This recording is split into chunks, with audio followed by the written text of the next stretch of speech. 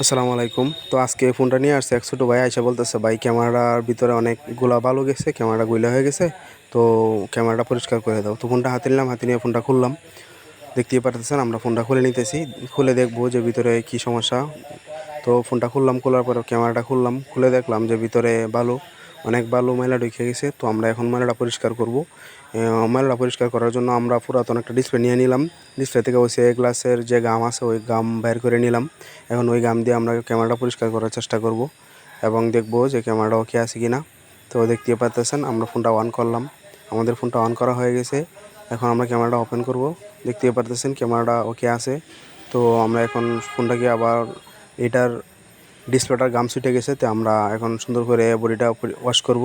Wash করে ডিসপ্লেটা সুন্দর করে গাম দিয়ে আবার নতুন করে গাম দিয়ে আবার ফিটিং করব। দেখতেই পারতেছেন আমাদের ডিসপ্লেটা সুন্দর করে গাম দিয়ে ফিটিং করে দিলাম।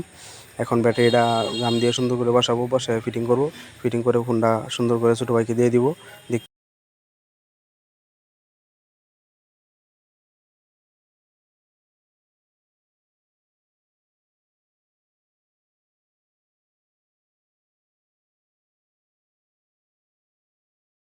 দেখতে পারতেছেন পুরোপুরি ওকে, এখন আমরা বাইকে দিয়ে দিব।